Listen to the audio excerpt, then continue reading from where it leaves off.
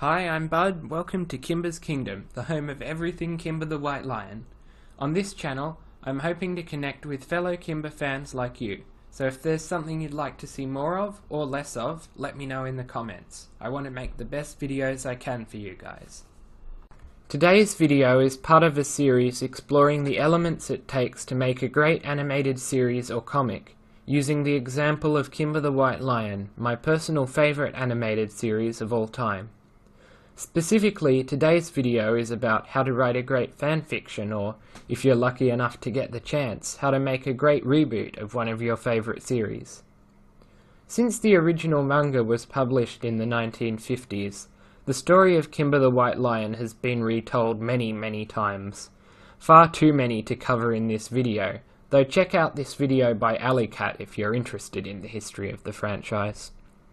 So in this video we'll focus on just two adaptations of the original 1965 TV series, the 1989 TV series and the 2009 film, and how they demonstrate two different but equally effective strategies for adapting an existing story into a new context. As a quick aside, technically it was the 1950s manga that was the original work, but both the anime adaptations I mentioned were heavily inspired by the 1965 anime, so for the sake of this video we can just treat the anime like the original. Okay, so first let's look at the strategy the 1989 anime used. The 1989 anime largely kept the settings and characters of the original work intact. This is a great strategy if you really want to hit your audience with the nostalgia factor, which is definitely one of the 1989 series' strong points. I'm not gonna lie, I got chills when Kimber was looking out at the ocean dreaming of going to Africa, and his heroic action motif from the original series started playing softly in the background. That was epic. Anyway, I'm getting sidetracked by all my gushing. The point is that the 1989 series didn't change too much in terms of the plot, the setting and the characters. Even the visual and musical style was similar, as mentioned.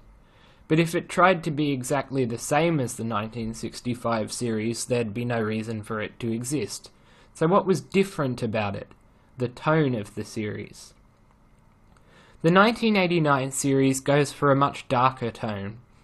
While in the original Kimber, guest characters occasionally died at the end of an episode, in the 1989 series it's impossible to get through any episode without someone getting casually shot in the face halfway through. The episode where 3 panthers were killed just as they were starting to get to know Kimber was particularly brutal. And the silly, happy and playful moments from the original 1965 series are pretty much non-existent in the 1989 version.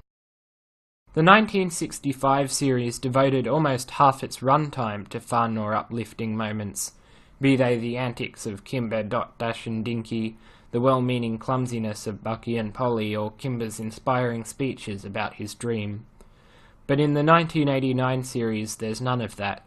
You have to savour the occasional brief moments of joy, like the few moments of Kenichi playing with the young Kimber, or the time Kimber spent getting to know the baby bird who struggled to fly, because the rest of the time the series is dead serious.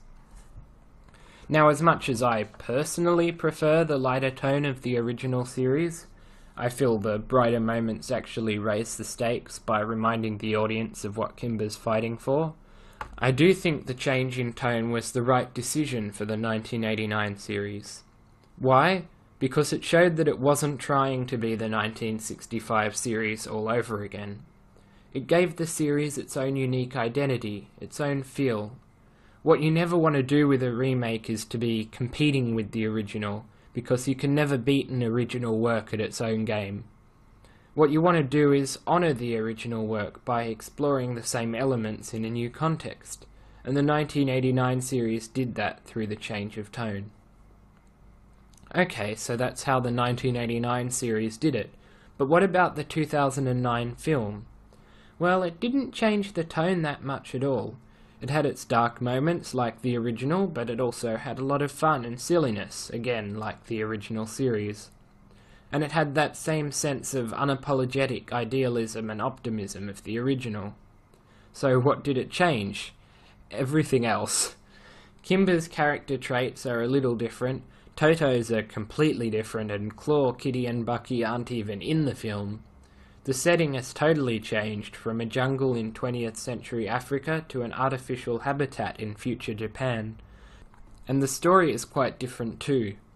Yes, Kimber still has to deal with the death of his parents and taking responsibility as leader of the jungle, but rather than trying to make peace between predator and prey, human and animal, his aim in the film is to help the animals free themselves from captivity.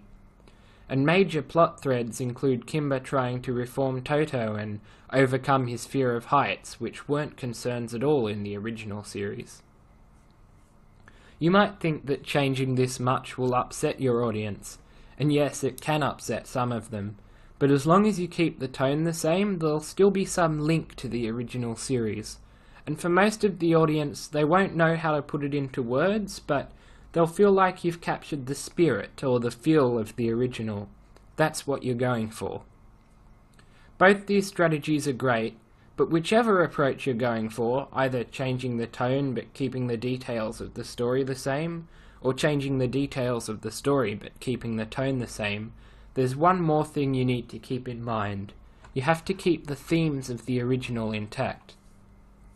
Don't get me wrong, you can definitely add in themes of your own, or look at the existing ones from a different angle, but the original themes and ideas have to be in there in some form, because they're the heart and soul of the work.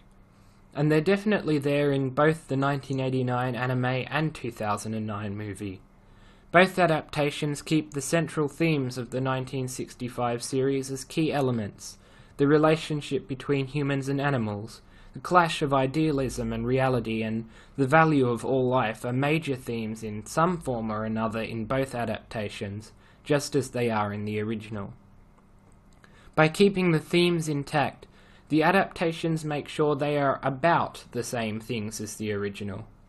This provides an essential link to the original work, allowing your reboot or fanfiction to build on the message of the original, to add something new to the conversation the original work started, rather than just walking off and starting a new conversation entirely. So always keep the central themes from the original in some form, though feel free to build on them or look at them in a different way. And either change the tone of the series but keep the characters, story and setting familiar, or change the characters, story and setting but keep the tone the same, to avoid isolating fans of the original work, while still ensuring that you add something new and don't just try to repeat the original exactly. If you can do that, you'll be making great adaptations in no time. That's all for now, fellow animals. If you enjoyed this video and you'd like to see more, hit the subscribe button and the bell icon so you won't miss a thing. If there's something Kimber related you'd like to see a video about, leave a comment. I'd love to hear your suggestions. I might look ferocious, but I don't bite, promise.